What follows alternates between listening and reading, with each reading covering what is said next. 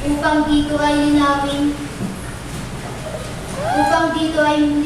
malagang katanungan. Alin ba ang malaga sa pag-unlad nitong bayan, edukasyon at industriya, siya nating panghawakan upang ating malinawan kung alin ang nararapat. Ating ngayong babayaan na dito ay magpahayag. Mga tunay na makatang sa katwiran at hinagap, hindi naubusan ng isipa ng talas. Ang una kong tatawagin magpakilalang Makata, ang Makatang edukasyon sa paglabay handang-handa. Handang-handang ipamalas ang dulas ng kanyang dila sa pagbigkas ng tulahi, naghahayag ng adhika. Ngunit bago pabigkasin at bayaang magsalaysay, sa inyong aking hiling, masigapong palakpakan. Ibigay sa kanya ngayon at ng buhay makabuhay at sa atin na parinig ang paksa niyang pinaligan. Kahit ako'y nasasabi na tatawag na Makata, ako'y hindi kagaling at kinakapos din ng diwa. Ngunit aking mawiwikang kung kalaban ay dakila, ang lumaban ay masarap at puso ko'y matutuwa. Ang Makatang ninyo ngayong nakikita at nagsasaysay ay Makatang ang isipay sa eskwelahan na panday.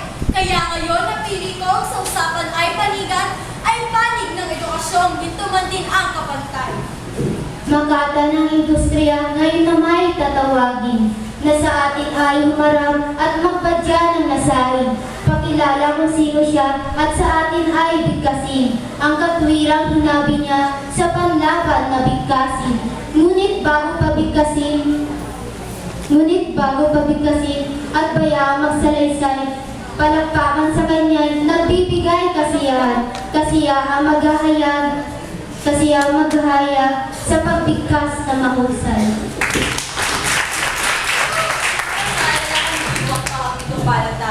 Mabubunhing panawin nitong ating pamayanan. Ako'y hamak na Makata, sa inyo'y nagpupugay, at kayo'y sinusuob ng pagbating pagmamahal. Kung ang kalaban ay pumanig sa panig ng edukasyon, industriya ang sa akin, tunay na tumutulong, upang itong kaunlaran ay ating ang may sulong, at makamit itong bayan ang ligayang susod-susod. Ngayong ating makilala mga Makatang maglalaban, sisimulan naman natin ang tunay na paglalaban. Unang tindig ng dalawa, ating ngayong pakikinggan at ng ating maunawa kung sino pa ang may katwiran. Ang una kong tatawagin, magpakilalang Makata,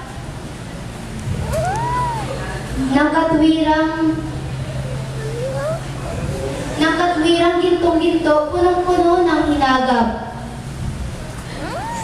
Ay Makata nagsasabing edukasyon ay marapat. Sa pag-unlad nitong bansa ay tunay na mararapat. Kasaysay nagpapadya, matapat na nangungusap. Yaong bansang walang dunong, nauulit naghihirap. Ngunit masdan niya ang bansang sa dunong ay nakalasap. Wala raong nagdarahon pagkat buhay ay maunlad. Mga bansang nakilalang sa third countries kung sabihin, mga tao'y dukhang-dukha, walang-walat masasaktin. Kaunlaray mailap, hindi alam ang gagawin. Kung gumawa naman sila'y di mamastot alanganin. Ngunit bansang Amerika, yung Hapon, Inglaterra, mga bansang maunlad, limpak-limpak niya ang pera. Kaunlaray na mamalas kahit saan ka magpunta, pagkat doon ang edukasyo'y minamahal, inuuna. Kaya ngayon, patalo ko, sumagot ka at magsaysay. Ang katuwiran, sinabi ko'y iyo ngayong pagmula. Ngunit aking natatanong sa aking ano ba ang katuwiran? Ang katuwiran hinayag ko'y hindi mo na magkakapad.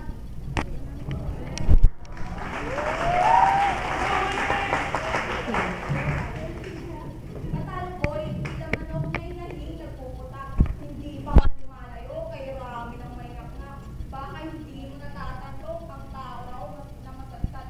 Puro hangin niya ang ulo at ang laman ng iyong utak. Tunay naman at totoo ang sabi sa kasaysayan. Mga bansang sinasabi mo ay hirap na kabuhayan. Pagkat doon, kung ikaw lang ay nagmamasid ng mataman, wala silang industriyang ugat nito kaunlaran. Amerika at Alemanya, yung Hapon, Inglaterra, bawa silang maunlad sa kabuhayan at pera. Pagkat doon ay lagi nang makikita, matatanaw, malalaki at maunlad na bagay at industriya. Industriya ang sandata kung nais na makamit. Kaunlaran hinahanap ay siya nga ang masasapit. Mabubuhay na masagana walang takot na nagpipit.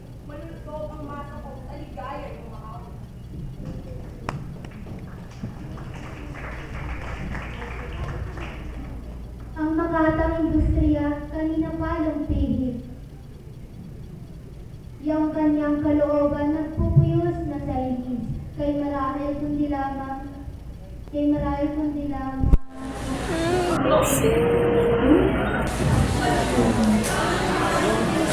Dixie. Unang tindig pa nga lamang ng dalawang maglalaban, pati akong lakandiway, Init. sa init ay pinagpusan, ang tagisa ng katwiray umapoy sa pintihan, at ang talas nitong dilay, tumatalim nagtatagal. Ito ang aking kabalagtas ay kay Inom na mangusap. Paru-paro na nga aking sa bulaklak ang katulad. Sa malambot at makulay magulo niyang pakpak, kanyang ninanais na malinlang at mabulag. Industriyang pinupuri nitong aking kabalagtas, makakamit kaya niya nang wala kang paghihirap? Hindi ba kailangan mong matuturin at matatag? Bagay-bagay sa paggawa, industriya ang itinatag. Kapag bansay ng hawakan sa dunong at edukasyon, buhay nito kailanmay hindi mapaparoon. Habang mundo'y lumalakad, lumilipas may panahon, kaunlaran naman ito'y taglay-taglay, baon-baon.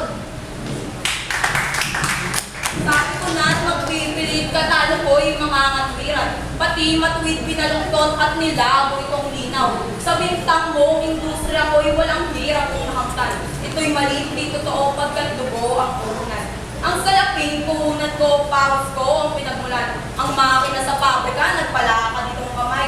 Bawat planong balikan ko ay nagmula pa sa isipan. Kaya itong industriya ay tunay na pinaghihirapan.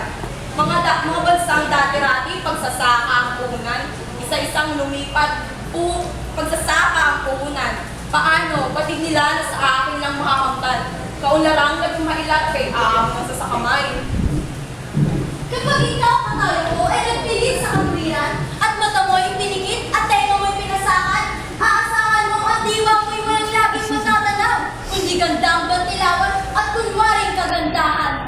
Pabrika mo ang industriya sa bansa ko'y nagbibigay ng maraming suliraning pinupungay kamatayan. Ang usok mo'y lumason, kanser ito ang nakakamtan, sa dagat ang hilugin-hilit ay namang pumapatay.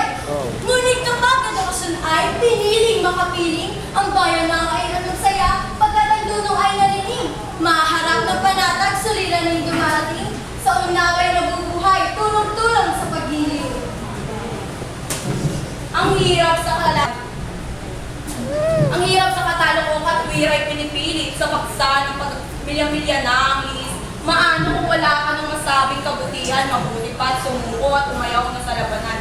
Yang dunong na sabi mo ay dunong na walang gawa, ay dunong na walang silbi, walang magagawa. Kay rami ang marunong, punong-puno nga sa diwa, ngunit buhay ay tubig, sangkay, isang tuka. Kung tiyan mo na may humpak, walang laman, nagugutom, may pagkain maukuha sa isip mo at sa dunong. Ngunit kapag ang makina sa pabrika ay gumulong, aasahan mo ang buhay, itudulot buhay na mayamumong.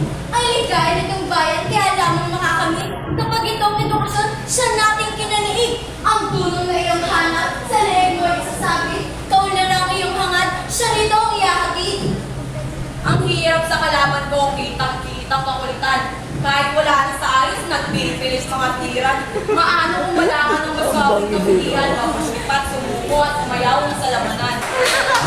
Kahit kailan ang panig mo, hindi mananalo. Hindi mananalo sa akala niyang tunggak. Tunggak pala, ang akala na tulad ng isang butas. Sino muna? Si ako, baka ikaw. Ikaw talaga. Ikaw na nga. Tigil kayo sa inyong pagsasabi.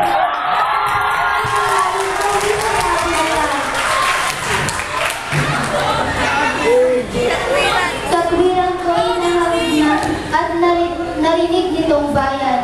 Kaya kung lakandiway siya namin magsasaysay. Edukasyon ay nagbibigay sa dunong na kailangan. Upang itong industriya mapalakad ng mahusay. Ngunit itong industriya siya naman magbibigay dito sa ating edukasyon ng kailangang paaralan. Kaya ako ay lakandiwan na pipipi sa paghatol. Baka ako.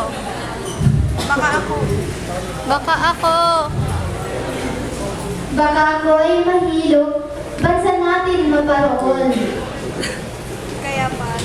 Kaya para matitiyak ay hatol kong iuukol, patas sila sa labanan, kapwa sila makatugon.